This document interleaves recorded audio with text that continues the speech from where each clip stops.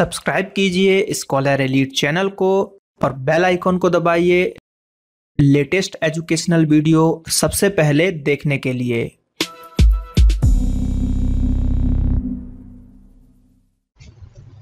Hello दोस्तों, आपका स्वागत है आपके अपने ही चैनल में जिसका नाम है स्कॉलर एलीट। दोस्तों यहाँ पर आज हम बात करने वाले हैं एमपीपीएससी टेस्ट सीरीज का पार्ट 8। पार्ट 7 तक मैं ऑलरेडी अपलोड कर चुका हूं, तो आप लोगों से रिक्वेस्ट है कि उन सभी पार्टों को देख लीजिए। बहुत इंपॉर्टेंट क्वेश्चंस मैं यहाँ पर कवर करा रहा हूँ। तो चलिए शुरू करते हैं आज का सेशन। तो फर्स्ट क्वेश्चन जो देखने को मिल रहा है वो देखने को यह मिल रहा है कि आपको बताना है कि कथन 1 है और कथन 2 है, इसमें से कौन सा कथन सत्य है आपको बताना है। तो पढ़ते हैं। पहला कथन क्या दिया गया है कि संविधान के अनुच्छेद 32 में, जिसको हम रिट भी बोलते हैं, 32 में संवैधानिक उपचारों, ठीक है, संवैधानिक उपचारों के अधिकार का वर्णन है। ये वाला तो एकदम सही है। दूसरा क्या है, अनुच्छेद 32 के तहत उपचार अपने आप में एक मूल अधिकार है, एकदम सही बात है। अतः उच्चतम न्यायालय अपने रिट, वही मैंने बोला ना, 32 आर्टिकल को रिट भी बोलते हैं, ठीक है, रिट न्याय क्षेत्र का को नकार नहीं सकता। तो ये भी एकदम सही बात है। बस आपको एक चीज याद रखना है, क्वेश्चन सीधे सीधे आता है कि रिट किस आर्टिकल को बोला जाता है। तो आर्टिकल 32 में रिट है। कुछ उपाय हैं 5 तरीके के, उनको हम डिटेल में पढ़ चुके हैं, हमारे संविधान के भाग को आप देख सकते हो। तो इसका जो है आंसर होना चाहिए दोनों कथन सही। तो दोनों ऑप्शन है क्या हमारे पास? जी हाँ, ऑप्शन सी है, दोनों कथन सत्य है। क्योंकि जो उच्चतम न्यायालय होता है उसमें मूल अधिकारों का वो संरक्षण होता है। उच्चतम न्यायालय क्या होता है? मूल अधिकार जो होते हैं आपके, उसका संरक्षक होता है आपका सुप्रीम कोर्ट, यानी कि उच्चतम न्यायालय। यह भी आपको याद रखना है। चलिए बढ़ते हैं सेकंड क्वेश्चन की तरफ। सेकंड क्वेश्चन है यहां पर कि सहकारी समितियों का प्रावधान किया गया था। किस संशोधन में सहकारी समिति के बारे में बात की गई थी? तो ऑप्शन है हमारे पास 73वां संविधान संशोधन, 74वां संविधान संशोधन, 91वें संविधान संशोधन, या फिर 94 यानी कि 94वां संविधान संशोधन। तो अगर इसकी हम बात करते हैं यहां पर, तो ये जो संविधान संशोधन यहाँ पे हुआ था, यहाँ पर आप देख सकते हैं ये वाला, अगर हम बात करें इसके आंसर की, तो इसका आंसर होना चाहिए 97, क्योंकि इसमें ऑप्शन में नहीं दिख रहा है। और तो यहाँ पर किसी एक में या तो मिसप्रिंट है, इंग्लिश वाले में चेक करते हैं हम यहाँ पर, ये देखिए 97 ही है।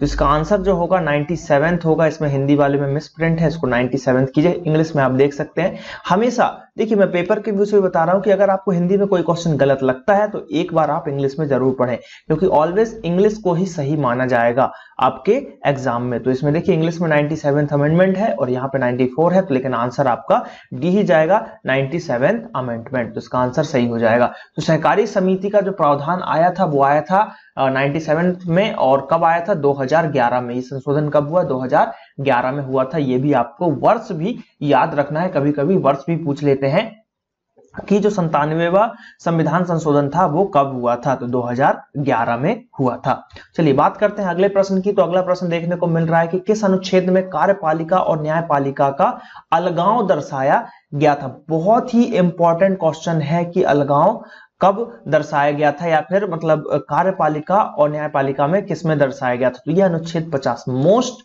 या फिर वेरी आईएमपी, वेरी आईएमपी, इसको टिक कर लीजिए। अनुच्छेद 50 में यह दर्शाया गया था। इसको कैसे? राज्य के नीति निर्देशक तत्व, जो राज्य है हमारा, राज्य के नीति निर्देशक, ठीक है, नीति निर्देशक तत्व के तहत कार्यपालिका एवं न्यायपालिका का अलगाव अनुच्छेद 50 में किया गया है। यह आपको बिल्कुल रट लेना है।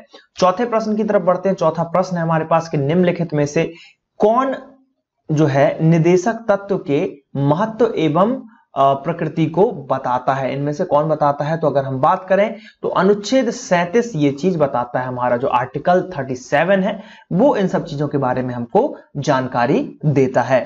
अगले प्रश्न की तरफ बढ़ते हैं, जो कि है 5वें नंबर का प्रश्न यहां पर, और एक इंपॉर्टेंट प्रश्न। तो प्रश्न ये बोल रहा है यहां पे कि 42वें संविधान संशोधन द्वारा कुल कितने मूल कर्तव्यों को जोड़ा गया था? कितने मूल कर्तव्यों को जोड़ा गया था? तो सबसे पहले तो भाई मूल कर्तव्य से रिलेटेड आपको कमेटी पता होना चाहिए। कमेटी थी स्वर्ण सिंह कमेटी। कौन सी? स्वर्ण सिंह कमेटी थी, ठीक है, या फिर समिति हिंदी में अगर हम बात करें, ठीक है, स्वर्ण सिंह समिति यहां पर ये थी। तो ये सबसे पहले आपको याद रखना है। और उसमें कितने इन्होंने सिफारिश की थी? 8।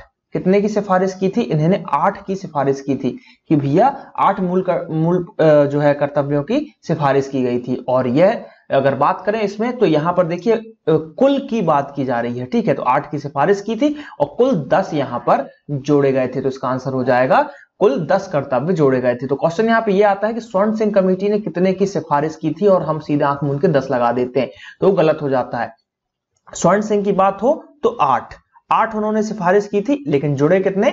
10 जुड़े। तो कुल अगर पूछ रहा है कुल कर्तव्य कितने जोड़े गए थे, तो यहाँ पे 10 जोड़े गए थे। और अगर यहां पे पूछ रहा है कि स्वर्ण सिंह कमेटी के द्वारा कितने जोड़े गए थे, तो वो 8 जोड़े गए थे। चलिए अगले प्रश्न की तरफ बढ़ते हैं, जो कि है 6वां प्रश्न हमारा, कि संविधान के मूल ढांचे की संकल्पना जो है, संविधान के मूल ढांचे की संकल्पना प्रकट हुई। संविधान के मूल ढांचे की संकल्पना मतलब जो है प्रकट हुई, तो अगर बात करें तो कैसा? गोकुलनाथ बनाम पंजाब राज्य के थ्रू, है ना, ये क्वेश्चन यहाँ पे पूछा जा रहा है। या फिर मेनका गांधी बनाम भारत संघ, या फिर केशवानंद भारती बनाम केरल राज्य, या फिर जो है मिनर्वा मिल्स बनाम मुंबई। तो इसका आंसर है केशवानंद भारती। बहुत ही फेमस ये केस है, इस पे कई बार प्रश्न पूछा जा चुका है। एमपीपीएससी में मेंस में भी इस पे क्वेश्चन आने की संभावनाएं रहती है। केशवानंद भारती बनाम केरल राज्य के ऊपर 4 लाइनों में लिखिए, या 2 नंबर के प्रश्न में या 4 नंबर के प्रश्न में, इस तरीके से वो पूछ सकते हैं। तो ये आपको याद रखना है। इसके ऊपर पूरा एक बहुत ही अच्छा लेख है, इसमें जो बताया गया है कि कितने कमेटी की बेंच बनी थी, ये सब चीजें सब यहाँ पर बताया गया है। तो बहुत अच्छा प्रश्न है, तो इसका आंसर है सी। अगले प्रश्न की तरफ बढ़ते हैं, जो कि हमारा 7वां प्रश्न है। तो 7वां प्रश्न है कि संविधान की एकात्मक विशेषता नहीं है, कौन सी नहीं है एकात्मक विशेषता?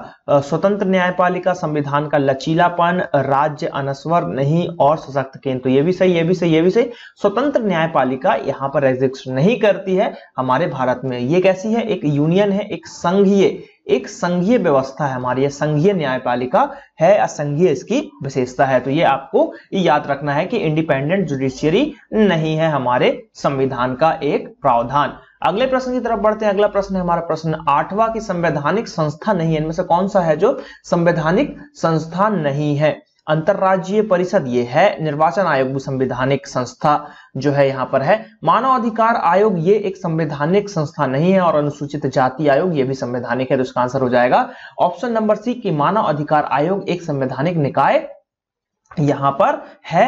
ये एक जो है अगर हम बात करें, जो यहाँ पे बात की जा रही है कि पूछा गया है कि संवैधानिक इसमें से कौन सा नहीं है, तो मानव अधिकार आयोग जो है एक संवैधानिक निकाय नहीं है। ये चीजें आपको यहाँ पर याद रखना है, ठीक है। बढ़े अगले प्रश्न की तरफ अगर बढ़ते हैं, तो अगला प्रश्न जो है यहाँ पर कि सरकारी विधेयक पेश किया जाता है। तो सरकारी विधेयक जो है वो मतलब कैसे पेश किया जाता है या किसके द्वारा पेश किया जाता है? केवल मंत्री के द्वारा, किसी भी सदस्य के द्वारा, मंत्री के अलावा जो भी है, केवल अध्यक्ष के द्वारा या केवल राष्ट्रपति के द्वारा? तो ये सिर्फ मंत्री के द्वारा ही किया जाता है, केवल मंत्री के द्वारा यहाँ पर किया जाता है। तो ऑप्शन ए इसका एकदम सही आंसर हो जाएगा। तो इस प्रश्न को भी आपको थोड़ा सा ध्यान रखना है, इस टाइप क्वेश्चन बहुत एग्जामों में पूछे जाते हैं। तो केवल मंत्री ही सरकारी विधेयक को पेश कर सकता है। अगला प्रश्न है जो कि आज का हमारा लास्ट प्रश्न होगा, 10वां प्रश्न है कि प्रधानमंत्री राष्ट्रपति को सूचनाएं प्रदान करने के लिए किस अनुच्छेद के आधार पर बाध्य होता है? यानी कि जो प्रधानमंत्री है उसको राष्ट्रपति को सूचनाएं प्रदान करनी पड़ती हैं। तो ये आर्टिकल किसके तहत ये लिखा गया है संविधान में कि भैया प्रधानमंत्री जो है राष्ट्रपति को सूचनाएं देगा? तो ये है आर्टिकल 78। आर्टिकल 78 के तहत यह लिखा गया है कि जो प्रधानमंत्री है, प्रधानमंत्री उसका यह कर्तव्य बनता है कि वो जितनी भी सूचनाएं हैं, समस्त सूचनाएं राष्ट्रपति को बताए या राष्ट्रपति को जाकर दे। लिखित रूप से भी दे सकता है वो, और जाके वर्बली भी उनको बता सकता है। तो ये चीजें कही गई हैं आर्टिकल 78 में। तो 10 क्वेश्चन यहाँ पे समाप्त होते हैं। आई होप कि ये वीडियो अच्छा लगा होगा। अगर वीडियो अच्छा लगा है तो लाइक कीजिए, कमेंट कीजिए और हमारे चैनल को सब्सक्राइब जरूर कीजिए और बेल आइकन को भी दबाइए ताकि सभी नोटिफिकेशन आप सबसे पहले पा सके। तो चलिए मिलते हैं अगले वीडियो में। Thank you. जय हिंद, जय भारत।